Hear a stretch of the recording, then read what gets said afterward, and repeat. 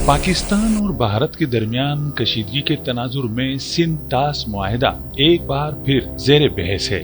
सरहदी तनाव, पहलगाम हमले और पानी की तकसीम जैसे मसाइल के बीच ये सवाल शिद्दत से उठ रहा है कि आखिर ये मुआहिदा है क्या और इसकी हैसियत कितनी मजबूत है। आइए सिंध-तास मुआहिदे की असल हकीकत जानते हैं। सिंध-तास मुआहिदा 1960 में पाकिस्तान और भारत के दरमियान तय पाने वाला एक बैनुल-अक़वामी मुआहिदा है, जिसकी निगरानी आलमी बैंक ने की। इस मुआहिदे का मकसद दोनों मुमालिक के दरमियान पानी की तकसीम को मुनसिफाना बनाना था, खास तौर पर उस वक्त जब दोनों मुमालिक के ताल्लुकात सख्त कशीदगी का शिकार थे। ये मुआहिदा 19 सितंबर 1960 को पाकिस्तानी सदर अयूब खान और भारतीय वज़ीर-ए-आज़म जवाहरलाल नेहरू ने आलमी बैंक की सालिसी में तय किया। मुआहिदे के तहत 6 दरियाओं को 2 हिस्सों में तकसीम किया गया, एक मशरिकी दरिया और दूसरा मगरिबी दरिया। दरियाए ब्यास, रावी और सतलुज ये तीनों मशरिकी दरिया कहलाते हैं और सिंध-तास मुआहिदे के तहत इन पर भारत का इख्तियार है। भारत इन दरियाओं का पानी ज़राअत, सनत और दीगर मकासिद के लिए इस्तेमाल कर सकता है। दरियाए सिंध, झेलम और चनाब ये तीनों मगरिबी दरिया कहलाते हैं और इन पर पाकिस्तान को अव्वलीन हक हासिल है। दरियाए ब्यास हिमाचल प्रदेश के इलाके रोहतंग पास के करीब ब्यास कुंड नामी चश्मे से निकलता है और भारत में फिरोजपुर के करीब सतलुज दरिया में शामिल हो जाता है।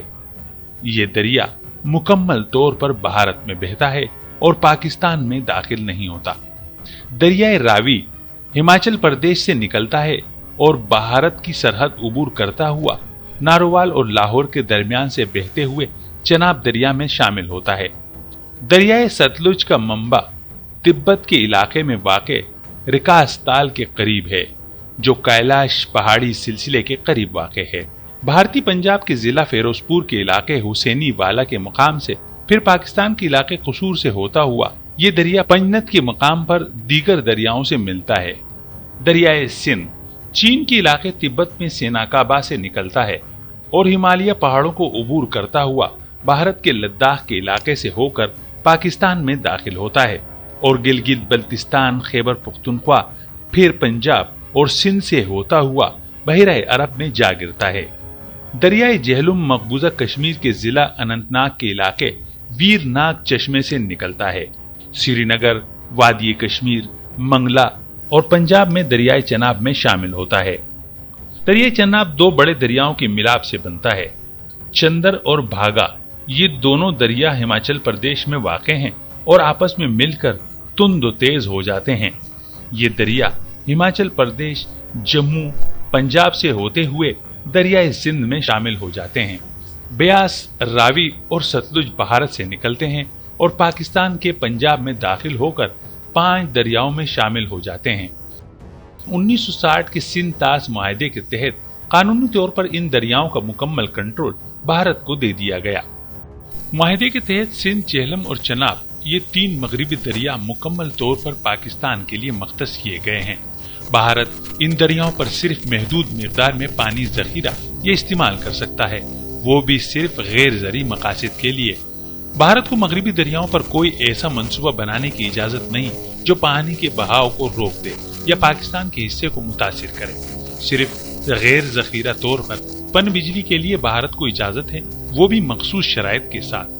अगर भारत कोई मंसूबा बनाता है तो पाकिस्तान को हक हासिल है कि वो एतराजात उठाए। मुआहिदे की निगरानी और तनाज़ात के हल में आलमी बैंक की शमूलियत पाकिस्तान को आलमी तहफ़्फ़ुज़ फराहम करती है ताकि भारत किसी भी मुआहिदे की खिलाफ वर्जी न कर सके।